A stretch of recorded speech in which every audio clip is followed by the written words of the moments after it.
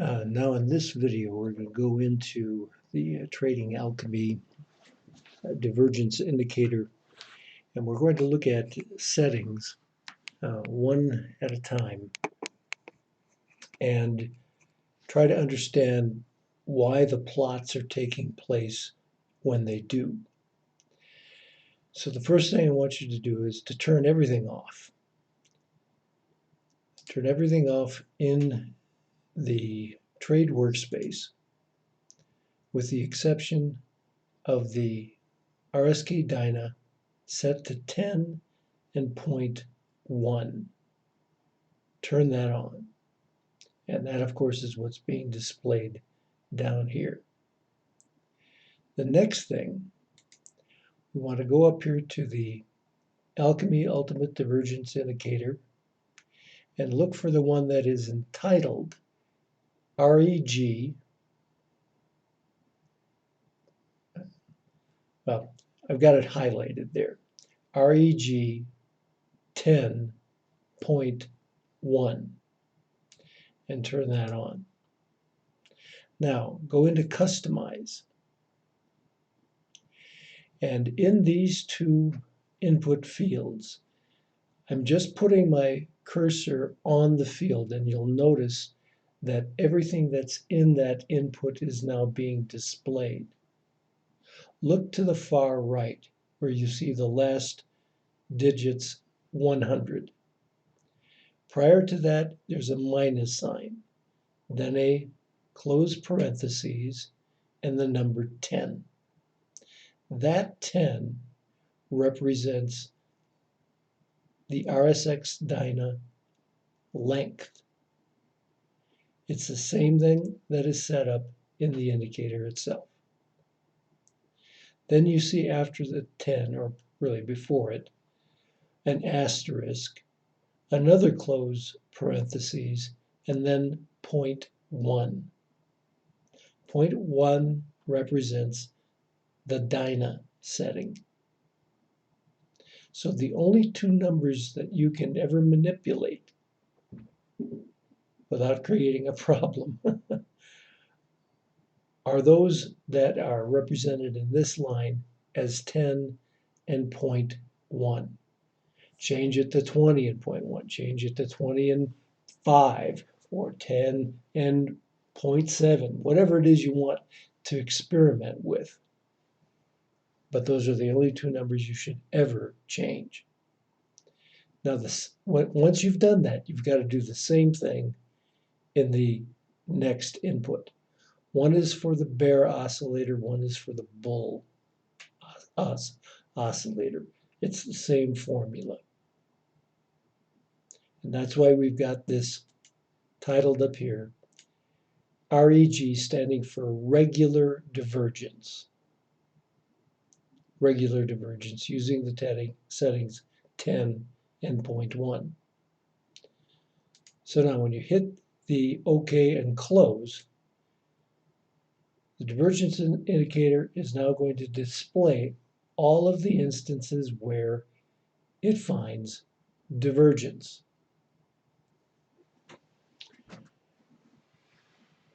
Now, it's going to be easy enough for us to just talk about a few things here. Well, just based on what we see on the screen at the moment.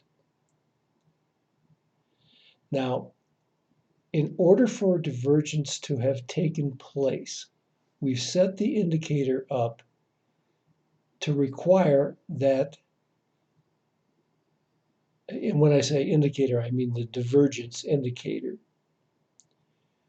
The divergence indicator is set up so that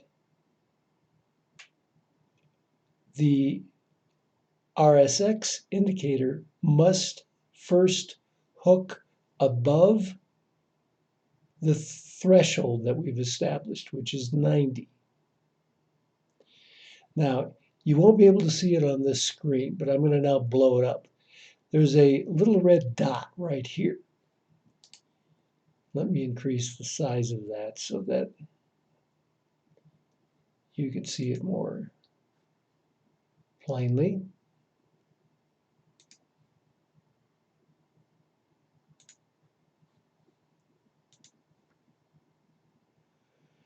And to change the size of the dot, we change the size of the bull and the bear pivot. So I'm just going to increase this, both of these, real large. In real time, I don't display them because they're unnecessary. But to learn how it works, you need to show these. Okay? So these red dots are pivots. Now, how does this happen? The divergence indicator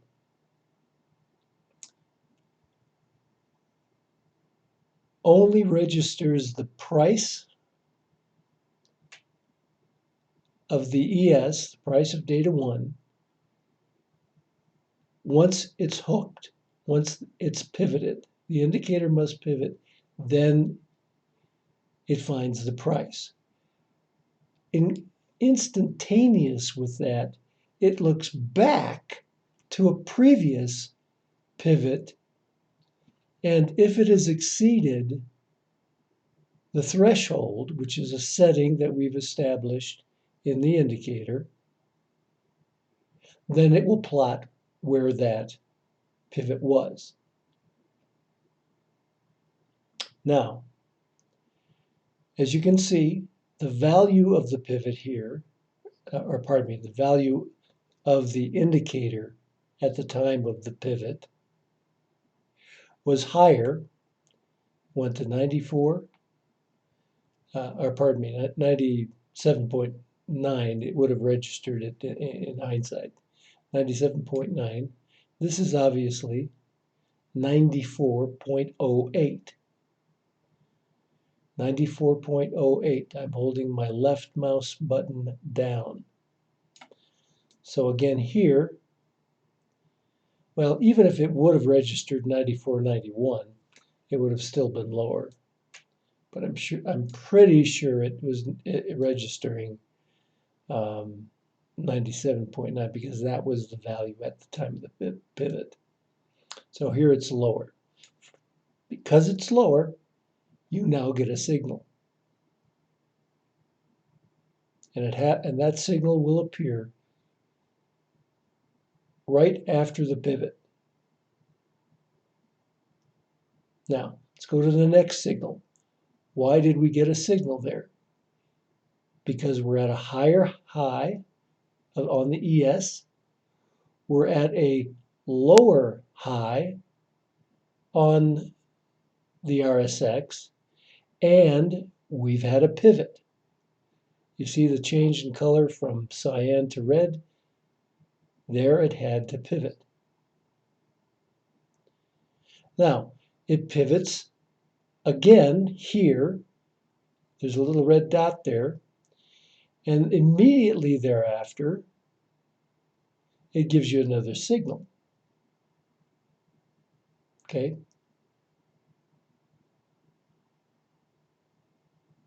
And for the same reason, this is a lower value. It's lower value here.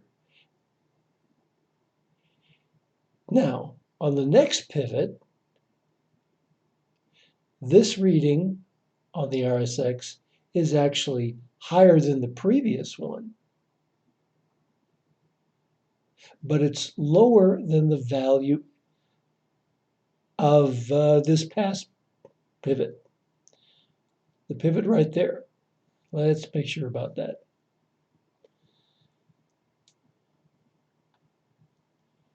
65.60.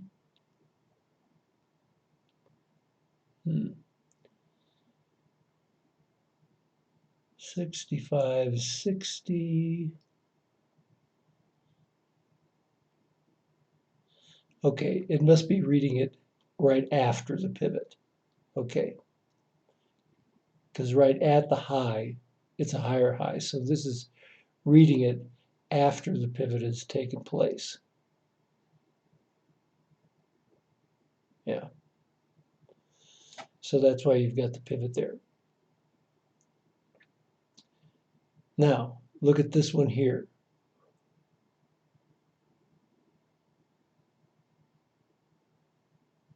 And we're reading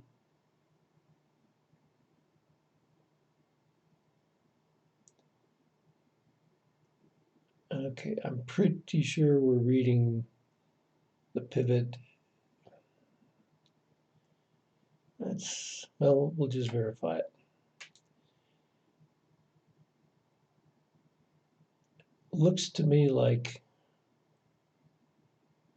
it's reading it at 83.41. No, wait a minute, that can't be right. The pivot itself, it has to pivot. Okay, so it's reading it at the time it hit that high. I believe this is correct, 84.01, and then it pivots again at 83.41 or 82.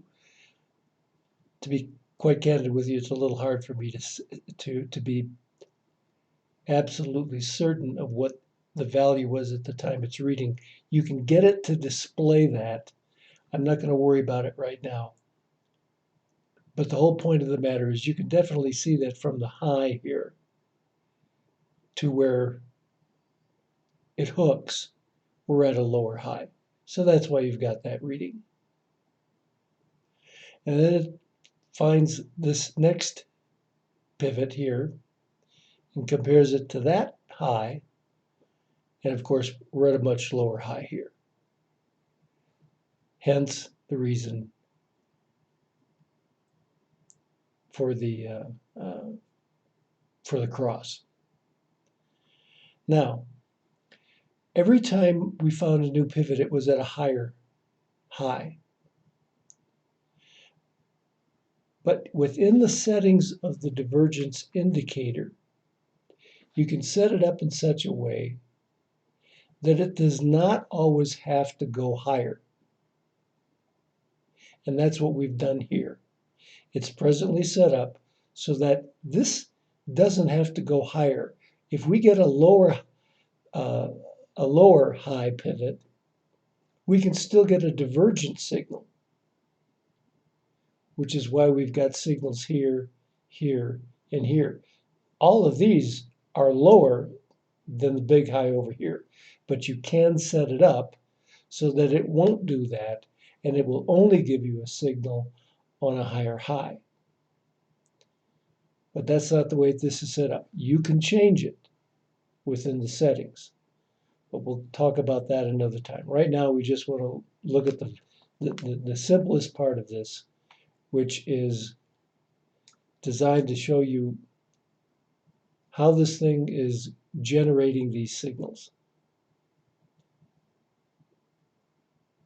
We're above the zero or above the threshold line, and from there we can get multiple signals if we go higher and we're at a lower high. And that's all that you see happening here. This is all continuing to go higher. You don't see any more pivots until over here.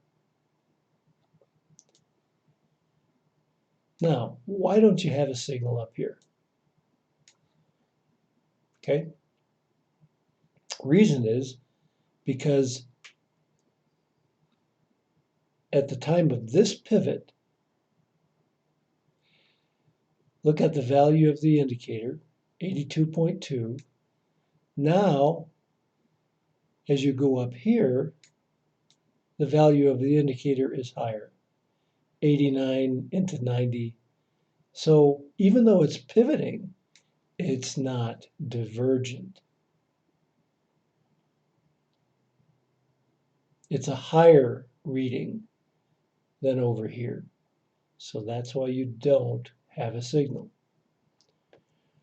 On the way down, you pick up these pivots, okay? It reads the value of the indicator, and by the way, the indicator dropped below the threshold here, as you can see. Then it read the value of the indicator at the time of those pivots and compared it to this. We're at a much higher high, higher low on the indicator than it was at the time of the pivot, but we're at a lower low on the ES. Now, again, because of the way we have it set up, it was able to pick up a pivot at a higher low and start the process again. Now, we could have caused it to require to go below the price here if we wanted, but we haven't got it set up that way right now. You can read the manual and you can see how to go about doing that. We're just not going to address that in this particular video. So lower low here, and then we have a higher low here on the indicator, but why don't we have a signal? It's because the higher low did not happen at the time of the hook. It's got to hook, okay? The indicator has to go from positive to negative, and on that bar, it had not yet done so. It hooked over here. So you don't have a signal there.